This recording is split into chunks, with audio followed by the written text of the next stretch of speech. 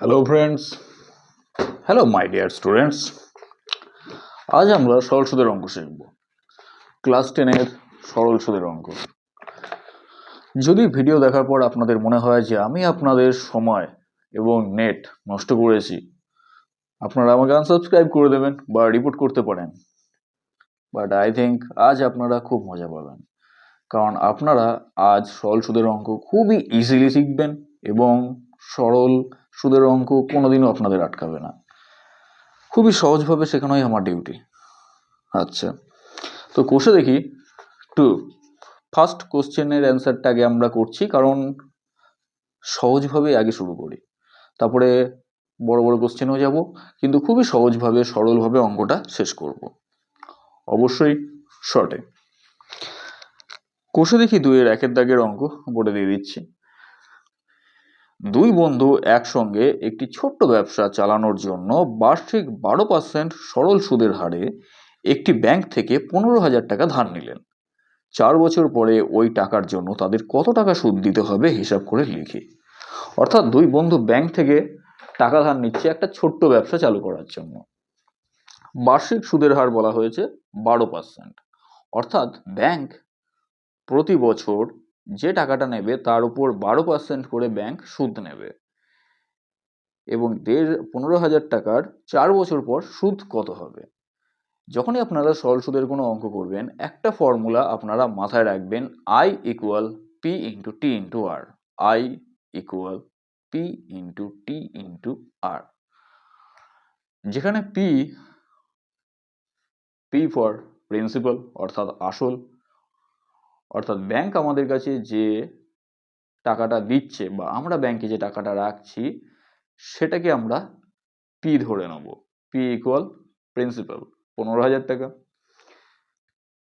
সময়, যেটাকে আমরা টি ধরছি, টি হচ্ছে টাইম 4 বছরের জন্য, এবং আর মিন্স রেট অফ ইন্টারেস্ট অর্থাৎ বার্ষিক সুদের হার, যেটা বইতে বলেছে 12%।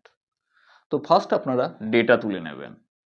পি বইতে বলে দিয়েছে পি এর ভ্যালু 15,000 টাকা।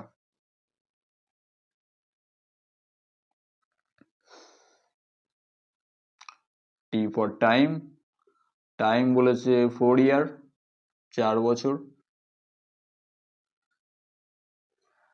অ্যান্ড আর রেট অফ ইন্টারেস্ট 12%। 12%, ইয়েস। তো সুদ জানতে চায়, সুদের একটাই ফর্মুলা, আই ফার্স্টেই বলেছিলাম, I equal P into T into R. P এর value 15,000 into T for time 4 year 4 বছর into rate 12%, rate of interest 12%। 12% means 100 টাকার মধ্যে 12 টাকা ব্যাংক সুদ নেবে, অর্থাৎ 15,000-এর মধ্যে কত টাকা। যেহেতু ব্যাংক 12% সুদ নিচ্ছে, যেটা 15,000 টাকার উপর, এটা ব্যাংক বছরে নেয়, বার্ষিক, অর্থাৎ 4 বছরে সেই সুদটা 4 গুণ বাড়বে, তাই ইন্টু 4। দুটো জিরো কেটে দিলাম, 150-কে 4 দিয়ে আমরা গুণ করব, 4 শূন্য শূন্য, 4 5 20, শূন্য হাতে 2, 4 একে 4 আর 2 6। নেক্সট আমরা 12 দিয়ে গুণ করব, একবারে গুণ করছি, 12 শূন্য শূন্য, 12 শূন্য শূন্য, 12 6 72, অর্থাৎ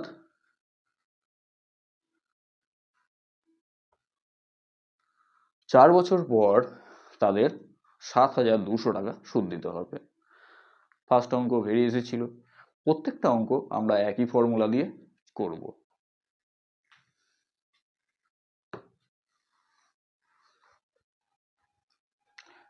নেক্সট আমরা করব 7-এর দাগের কোশ্চেন।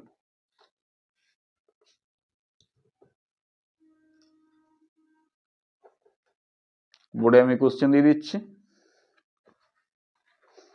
7-এর দাগের কোশ্চেনে আছে, বার্ষিক 6% সরল সুদের হারে কোনো টাকা কত বছরে দ্বিগুণ হবে হিসাব করি। বার্ষিক 6% সরল সুদের হারে, অর্থাৎ সুদের হার 6%। কত বছরের জন্য জানতে চায়, যেহেতু আমরা জানতে চাইছে তাই আমরা মনে করি y বছরে আসল দ্বিগুণ হবে। আসল কত, p কত সেটাও আমাদের বলে দেয়নি, p আমরা ধরে নিলাম x টাকা।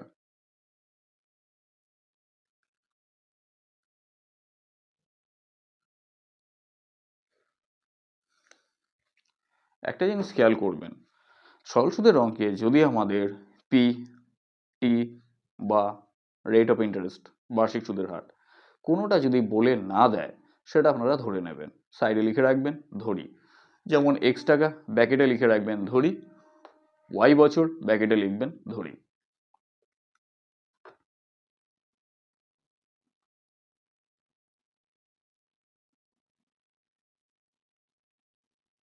এটাকেও লিখে রাখবেন ব্র্যাকেটে ধরি। আমার স্পেসের অভাব আছে, জায়গা বোর্ড ছোট হয়ে গেছে। আচ্ছা, তো ফার্স্ট আমাদের কাজ আই বের করা।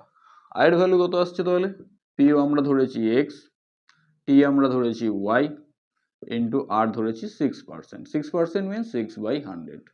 2 দিয়ে কাটছি, 2 3 6, 2 50 100, তাহলে পাচ্ছি 3 into X into Y by 50। কি পেলাম, সুদ।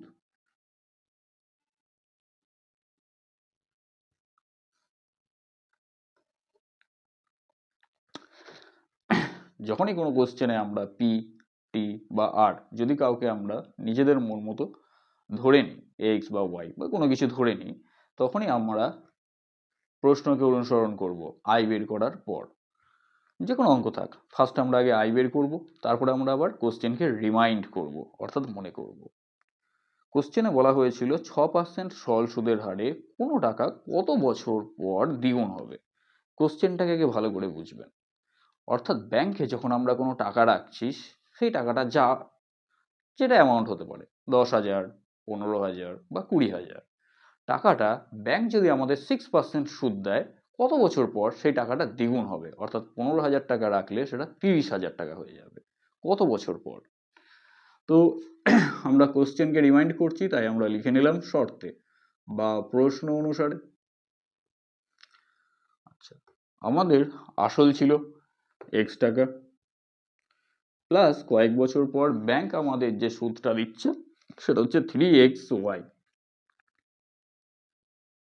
বাই 50। কোশ্চেনে বলা হয়েছিল কত বছর পর সুদ আর আসল মিলিয়ে সেটা আসলের দ্বিগুণ হবে। অর্থাৎ আসল তো আমাদের x এর দ্বিগুণ হবে। ব্যাস, এখান থেকে আপনারা যেটা জানতে চায় কত বছর পর, সেটার ভ্যালু পেয়ে যাবেন। চিন্তা নেই, x আপনার কেটে যাবে। আপনার যেটার ভ্যালু জানতে চায় শুধু সেটাই আপনার মান বেরিয়ে আসবে, বাকি এমনি কেটে যাবে। ভ্যালু বের করছি আমি। যেহেতু আমরা দুজনের কাছে x দেখতে পাচ্ছি, x কমন নিয়ে নিচ্ছি। x কমন নিচ্ছি তাই থাকলো 1, প্লাস x কে তো কমন নিয়েছি তাই থাকছে 3y by 50 bracket close equal 2 into x 2x। x কে আমরা ওদিকে পাঠিয়ে দিচ্ছি, তো 1 plus 3y by 50 equal 2x। x এদিকে চলে এলে হয়ে যাবে বাই x, ওপর নিচে x x কেটে যাবে, তাহলে 3y বাই 50 ইকুয়াল আমরা পাচ্ছি 2 প্লাস 1 ওদিকে গেলে -1। y এর ভ্যালু কত, 2 থেকে 1 বাদ দিলে 1 পাবো, বাই 50। 50 যেহেতু ভাগে আছে ওদিকে গেলে গুণে হয়ে যাবে, অপোজিট। 3y এর সাথে গুণে আছে, এদিকে এলে ভাগে হয়ে যাবে। তো 50 একে 50, 50কে 3 দিয়ে ভাগ করলে আমরা কত পাবো,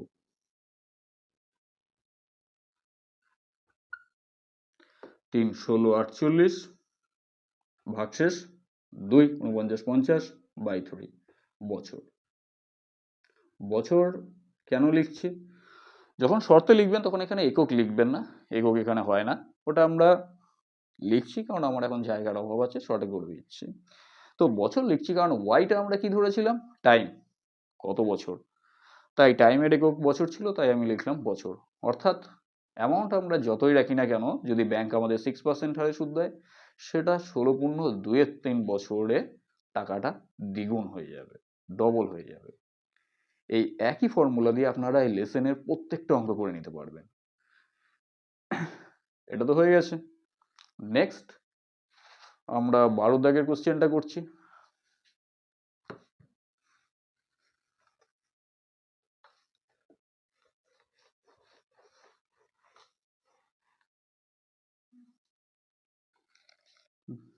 কোশ্চেন বোর্ডে দিয়ে দিচ্ছি আমি। 12 দাগের কোশ্চেনে জানতে চায়, যদি বার্ষিক 10% হার সরল সুদে 800 টাকা ব্যাংকে জমা দিয়ে সুদে আসলে 1200 টাকা ফেরত পায়, তাহলে ওই টাকা কত সময়ের জন্য ব্যাংকে জমা ছিল। অর্থাৎ ব্যাংকে 800 টাকা রাখা হয়েছে, ব্যাংক আমাদের 10% হারে সুদ দিচ্ছে, আর সুদে আসলে ব্যক্তি 1200 টাকা পেয়েছে। অর্থাৎ টাকাটা ব্যাংকে কত বছর ছিল সেটা আমার কাছে জানতে চায়। ফার্স্ট আপনারা ডেটা তুলে নেবেন। তো পি প্রিন্সিপাল আমাদের বলে দিয়েছে, তাই ধরে লিখবো না।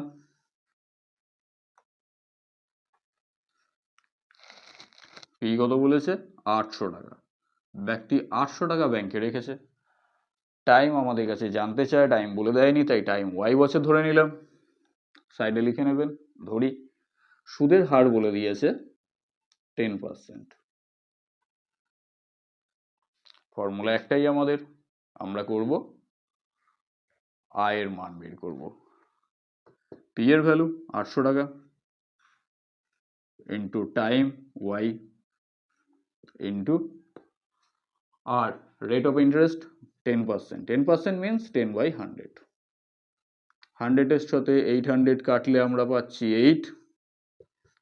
8 ইন্টু 10, 8 10 80 ওয়াই। এটা কি পেলাম? সুদ। যেহেতু আমি বলেছিলাম যে যদি পি টি বা আর কাউকে আমরা ধরে নিই, তাহলে আমাদের কোশ্চেনকে রিমাইন্ড করতে হবে, অর্থাৎ মনে করতে হবে ফের। তাই আমরা লিখে নিলাম শর্তে। কোশ্চেনে বলা হয়েছিল সুদে আসলে সে 12,000 টাকা মানে 1200 টাকা পেয়েছে, সরি 1200 টাকা।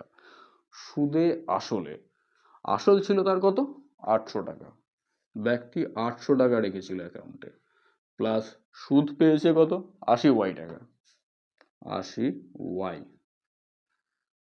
প্রশ্ন অনুসারে কোশ্চেনকে ফলো করলে আমরা জানতে পারছি সুদ আর আসল মিলিয়ে সে টোটাল অ্যামাউন্ট পেয়েছে 12,000 টাকা। এখান থেকে আমরা ওয়াইয়ের ভ্যালু বের করব।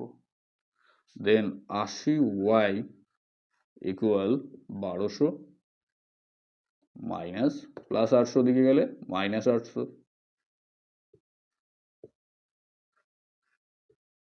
80 ওয়াই ইকুয়াল 1200 থেকে 800 বাদ দিলে থাকে 400। ওয়াইয়ের ভ্যালু 400 ইন্টু 80, ওদিকে গেলে বাই 80। 0 0 কাটে 8 5 40। দ্যাট মিনস ওয়াইয়ের ভ্যালু আমরা পেলাম 5। 5 কি? ইয়ার বা বছর, কারণ ওয়াই আমরা ধরেছিলাম টাইম। অর্থাৎ 5 বছর পর ব্যক্তি 800 টাকা ব্যাংকে রেখে 1200 টাকা পেয়েছে। সিম্পল, দেখলেন একটাই ফর্মুলা দিয়ে সব অঙ্ক হয়ে যায়। আপনি প্রত্যেকটা অঙ্ক ট্রাই করবেন একইভাবে, একই প্রসেসে, প্রত্যেকটা অঙ্কই আপনার হয়ে যাবে। শুধু আপনাকে শর্ত অর্থাৎ কোশ্চেনটাকে রিমাইন্ড করার পর ইকুয়েশনটা ঠিকভাবে লিখতে হবে, আপনার ইজিলি কোশ্চেনের অ্যান্সার চলে আসবে।